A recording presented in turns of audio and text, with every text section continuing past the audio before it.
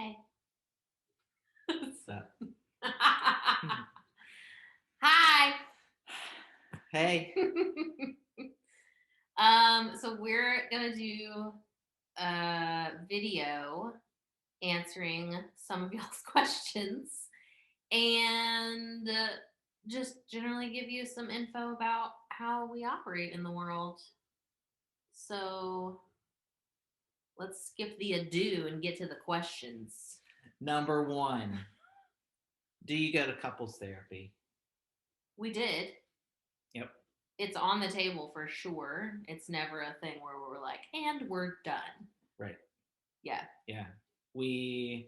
So I was given some really good advice by one of my therapists. I've been to many for forever. But she said, like, when you find somebody that you're like, yeah, I think this is my person, to start that relationship in therapy. And so I think we were like 4 months into our relationship. Yeah. And I asked Alex if they wanted to go to therapy with me to like lay a good foundation, set ourselves up for success. So we did. Best money we ever spent. Mm-hmm. Except for our mattress. Our mattress is really Yeah. Yeah. Just like starting therapy, because I've essentially been a lifelong therapy goer individually, and so then it just made perfect sense. And I was coming from a relationship, like just out of a relationship with someone who was like adamantly opposed to going to couples therapy. And so it was like when Ethan came to me and was like, "You want to go to couples therapy?" I was like, "Yes." Yeah. Please. Yeah. Yeah. And just like it did what you said, like it set us up to succeed. Mm-hmm. And I think there's such a stigma around therapy and mental health here, particularly in the States, of like people would ask us, like, was something wrong? Yeah. And we're like, no, like we're getting tools so that when something is wrong, we know what the hell to do. Yep. So we're not just like floundering around trying to make something work. Yeah. And that has been a huge gift. Yeah. I mean, I feel like the things that we were both bringing to the relationship from our past, had we not been in therapy, it would look very different.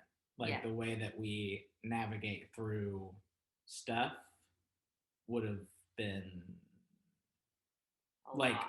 it would have made it necessary for us to go to therapy. Like, right. But at that point, it may have been, I don't want to say like too late or too far gone, because it's never too late to go to therapy, but like we would have, essentially knowing our personalities, like we would have let it fester and like get to a point where it was like, oh God, like maybe we're resenting one another or something like that. Whereas like we went before we ever even really needed it. Like we were navigating a lot those first couple of years of our relationship, but that it was an aid rather than a like triage scenario where we're having to like really dig through the muck to get to the root of the issue.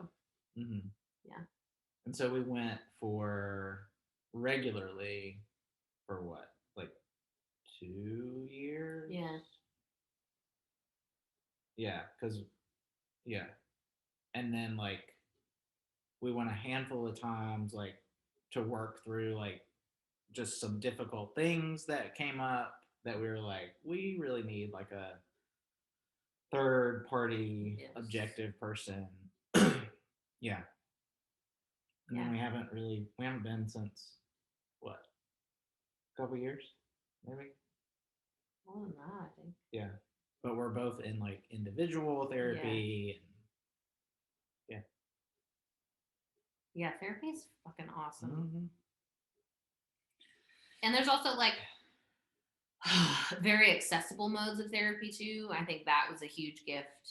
And like we prioritized it in our budget. Like this is important to us. We want to put money toward this, but Mhm. if that is not possible, there are absolutely ways to access therapy. I just feel the need to say that right now because I mean we were coming from a very privileged space of having the expendable income. Expendable? Not expendable. No, we were living on a By any budget. stretch of the imagination.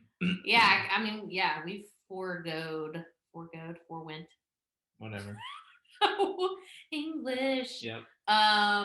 We went without things so that we could budget for therapy. Yeah. So yeah, important. That leads us to the next question. How do you get through difficult times? Therapy, for sure. Individually at this point, like, and also like, yeah, we just learned so much in therapy about how to talk to one another. Yeah. And that was, I mean, this could be like a two-part question. Yeah. What do you love most about your relationship? Yeah. And how do you get through difficult things together? Like, to me, those two go to hand in hand. Yeah. Because the thing that I love most about our relationship is how we communicate. Yeah. Like, about everything. Like, some people would probably look into like some of the things that happen in our relationship and are like maybe think we over communicate or like over, I don't know. I don't care. But right. But like that's what I love the most. Right. Is like and the other one of the best pieces of advice to me that we got in therapy was lower your tolerance. Yep. Cause like I don't know where I learned to like continuously raise my tolerance. Like, oh, this isn't that big of a deal. I'll let this go. Oh, this isn't that big of a deal. Oh, this. And she was like, no, lower your tolerance. Yeah. And so like that was news for both of us. Yeah. I think. So shout out to my Catholic right here.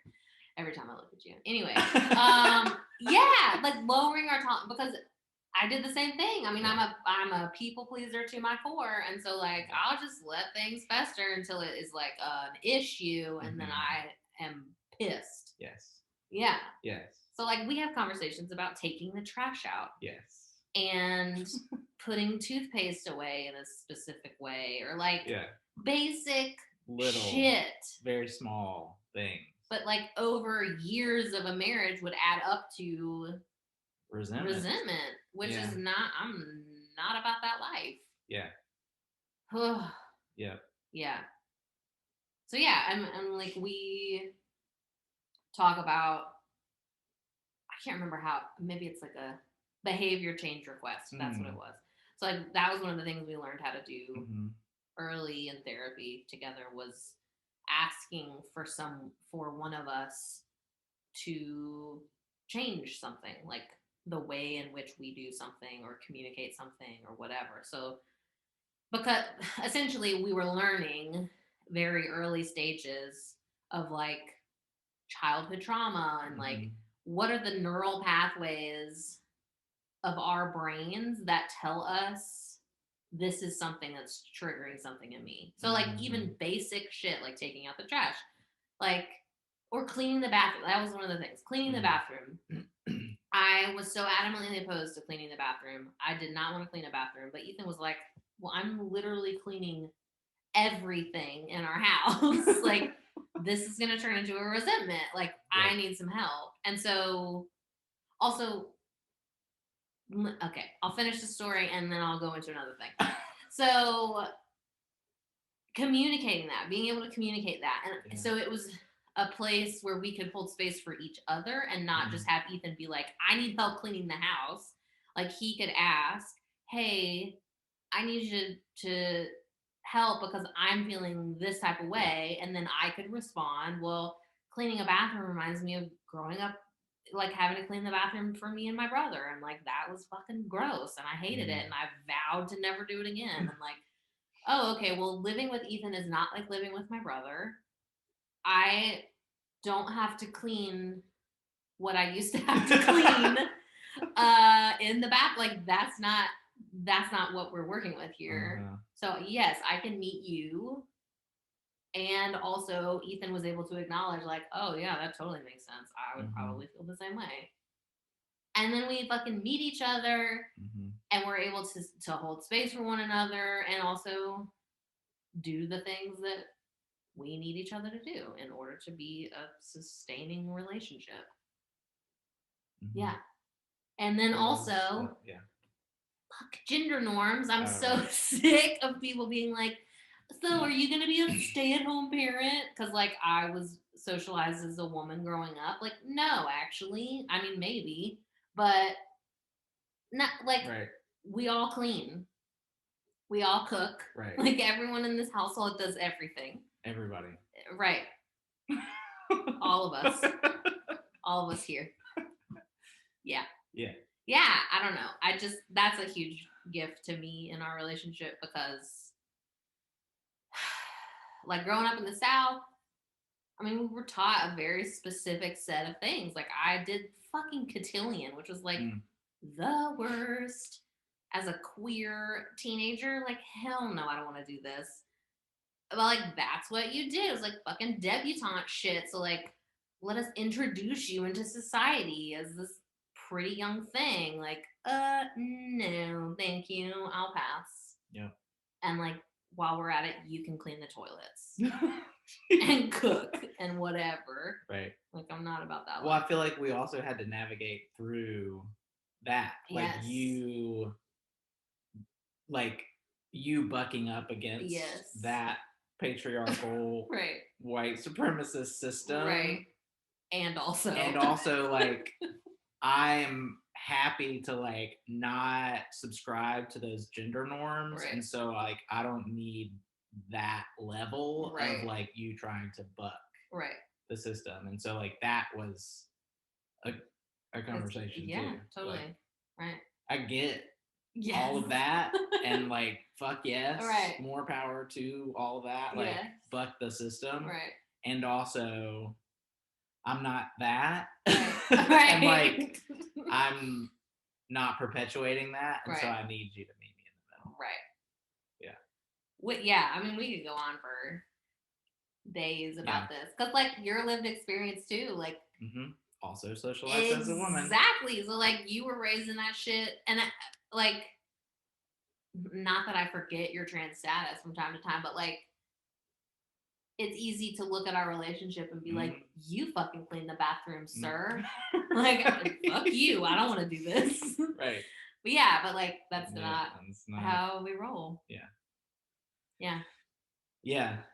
That another thing that I like about our relationship is how kind we are to each other. Love it. Yeah. Can I tell the story about when we took that road trip early in our relationship and you called me a name? Oh. Yeah, you can. Are you sure? I mean, yeah, it's too far gone at this point. People are probably watching it like, what is it? Well, we have the, like, option to edit. Yeah, no, so. I know. It's, totally, go for it. Yeah. Well, I think that just, like, lays this foundation. Like, so this was, I don't know, 6 months, maybe within the first year of our relationship. And we took a road trip, like a long road trip. And for some reason, I don't even know what we were, like, disagreeing about, but we were having some sort of, like, disagreement, miscommunication, and, like, we were not pleased with one another, like, not pleased. And so we pulled off at this rest area, and, like, we were continuing the conversation, and Alex gets out of the car, and as they're getting out of the car, they called me an asshole. And I was like, oh, no. Like, but they were, like, leaving. So, like, I couldn't, and it was actually probably good that I couldn't respond because that would have not been great. So they got back in the car And like, yeah, I don't know what the conversation was. Like, I don't know how it happened, but I made it very clear that like that was not okay. Yeah. And they immediately were like, yeah, I know. Yeah. Like, Yeah. as the words were coming out of my mouth, like, Yes. I was like, oh, what am I saying? So, like, and I think that was part of our practice of like figuring out what's okay and what's not okay Mm-hmm.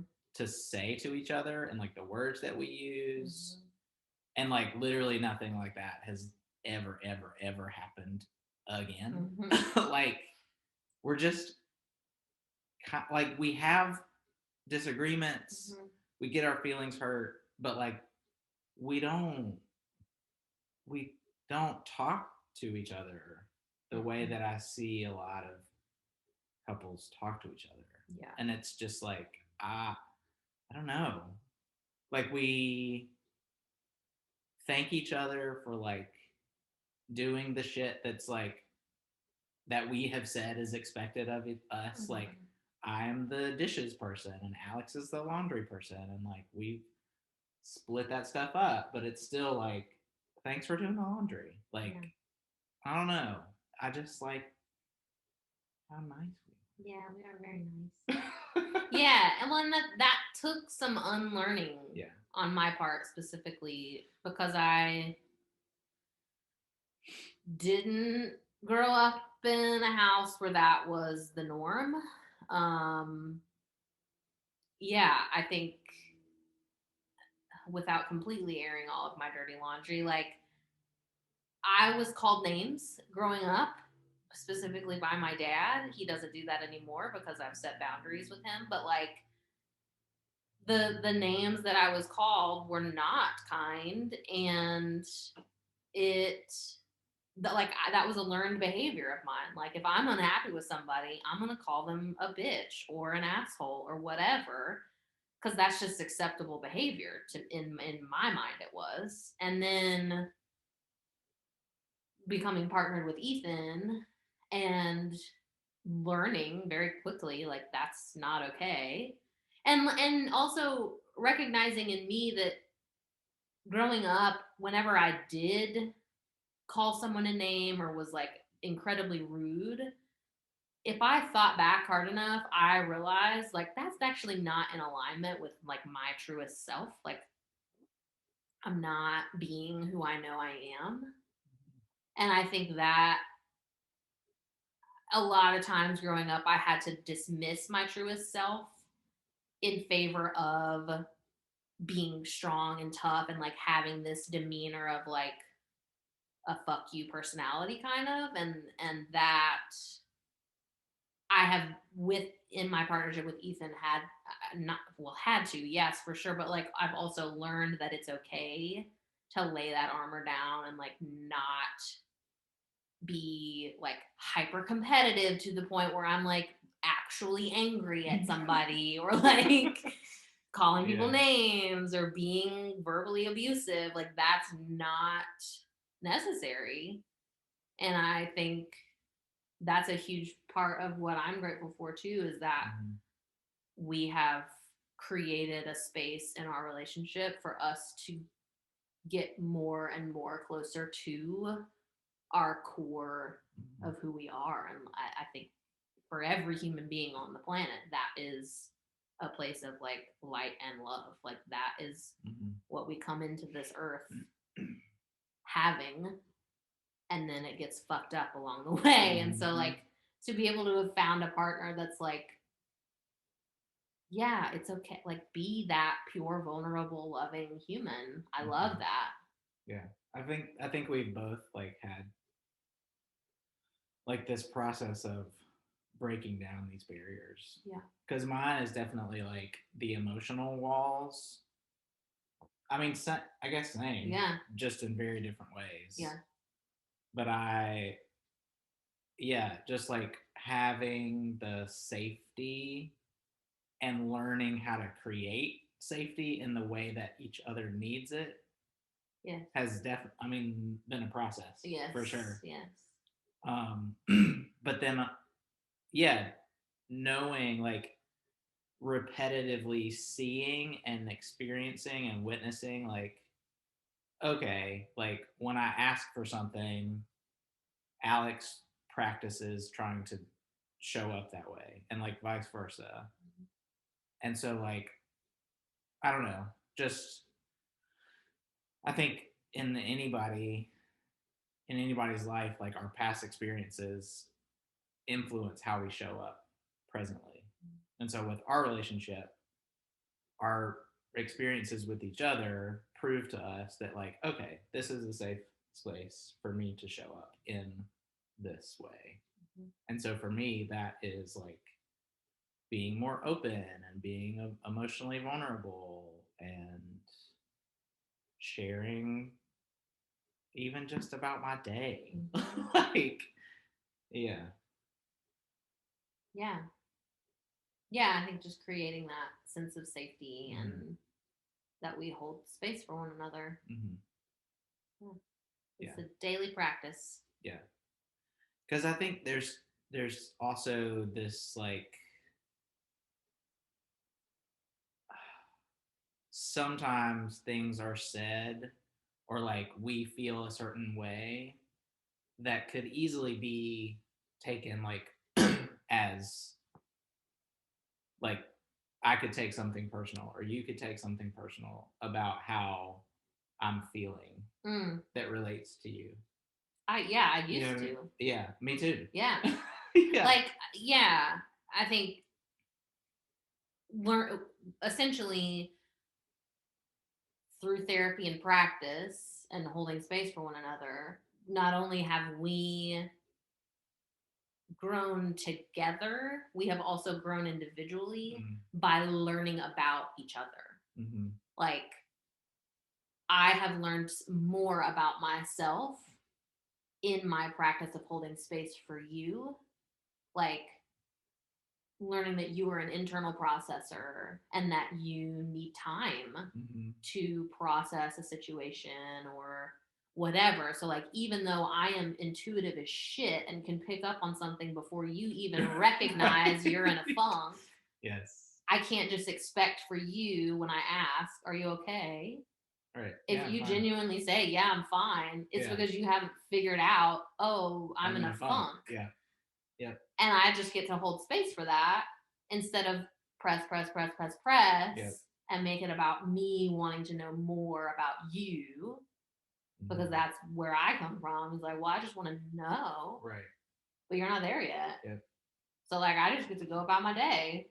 Right. Instead of worrying my ass off about, well, what's wrong with Ethan? Why isn't he opening up? Blah, blah, blah. Yeah. Like, well, and the other thing is, like, the going back to, like, we've proven to each other, right. Like, once I know, Yes. I will come to you. Yes. And, like, we'll talk about it. Yes. Yeah. And same, like, when, what's the example I'm thinking of?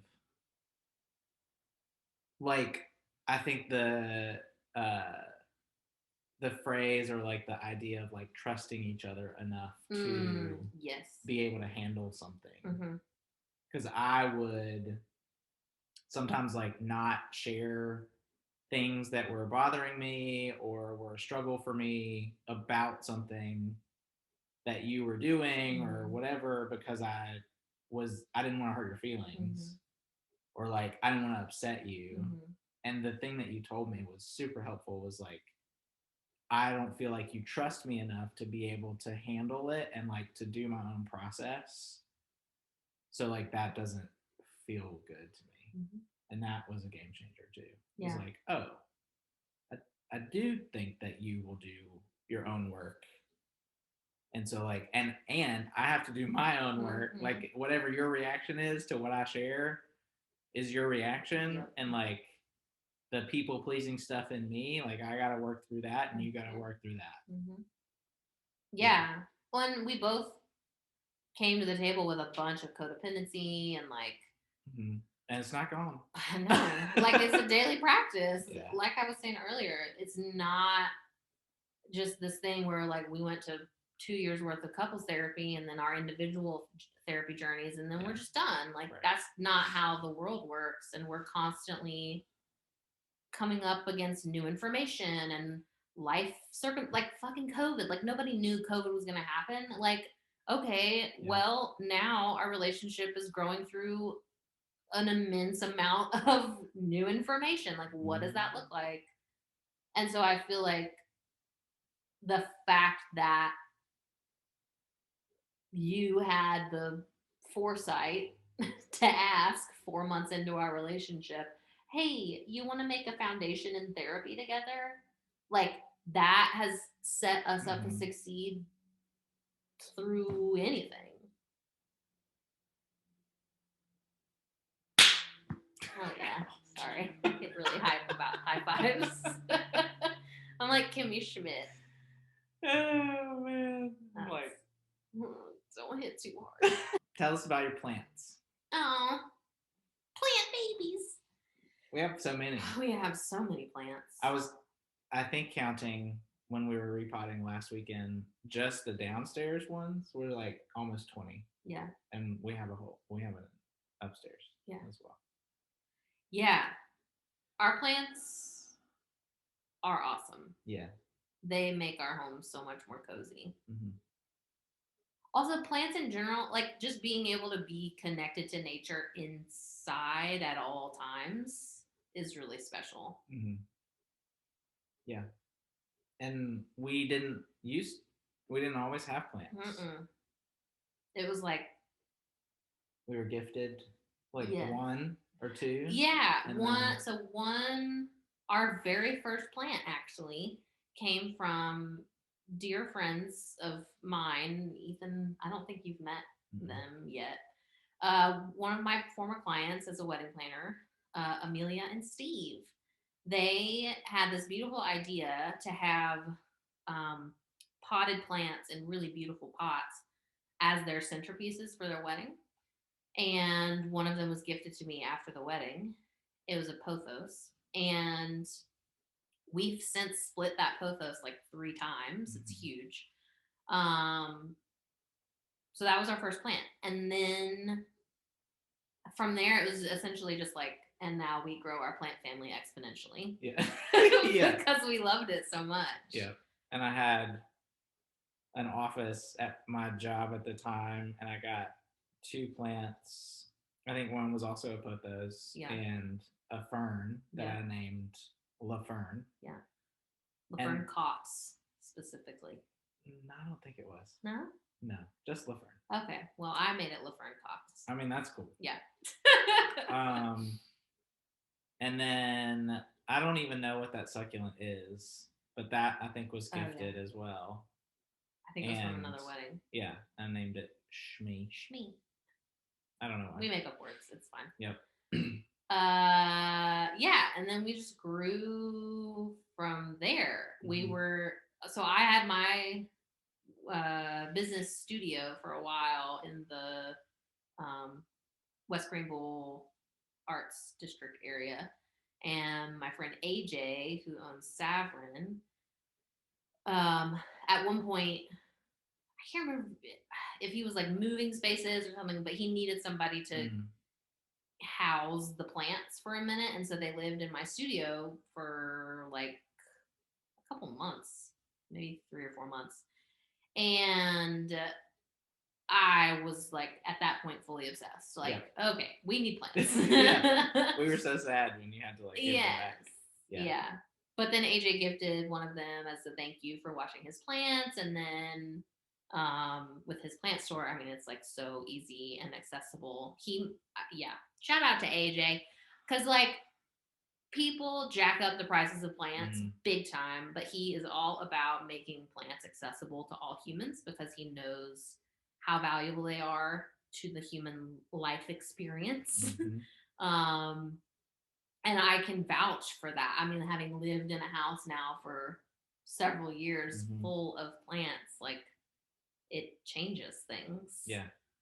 The air quality, life quality, like it's just like the energy is easier. Yeah.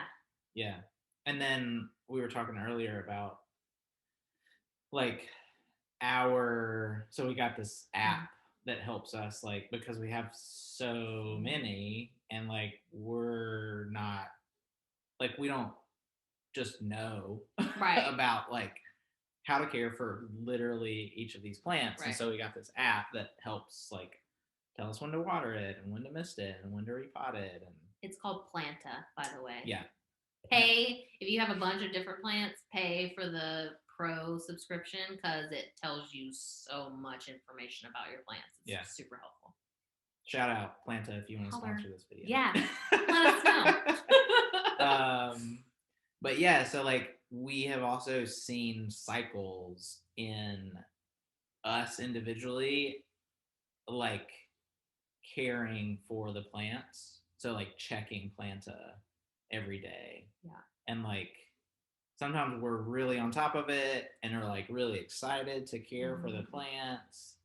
And then other times we go like it's just a struggle sometimes. It's like I just want to go to bed tonight. Like I don't want to check it. I don't want to do anything. I don't want to water plants. Like, and then yeah.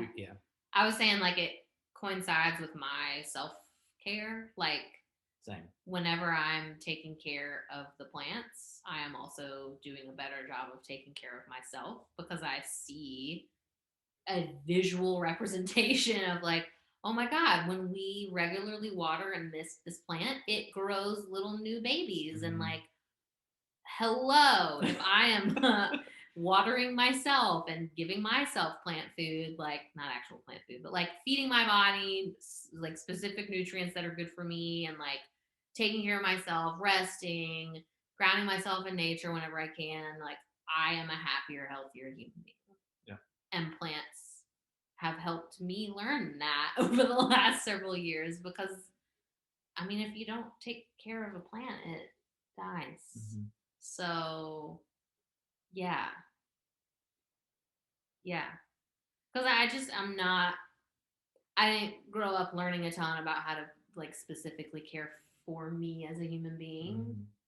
Like I kind of just did whatever anybody told me to do or what I observed somebody wanted me to do or needed me to do. Yes. And wasn't really paying attention to what I actually needed. And yeah, it's been really helpful. So our plants are life-giving, literally. Yeah. Yay. Okay, well, so is this going to go on our adoption profile? Yeah, just as an update. Yeah. Okay. So this is an update on our adoption process. Yeah. Everything's chugging along. Slowly by slowly. Slowly by slowly? Little by little? That one. That's all right. Slowly but surely. Yes. There it's it a is. combo of yes. It's my new one. You're welcome. Slowly by slowly. I mean, that's what it feels like. Yes. It's just a process. Lots of paperwork, lots of hoop jumping. I got my medical screening. Yeah. I guess that's the latest update. Is it? Yeah. Our clearances are processing for, there's like the FBI clearances, SLED with the state,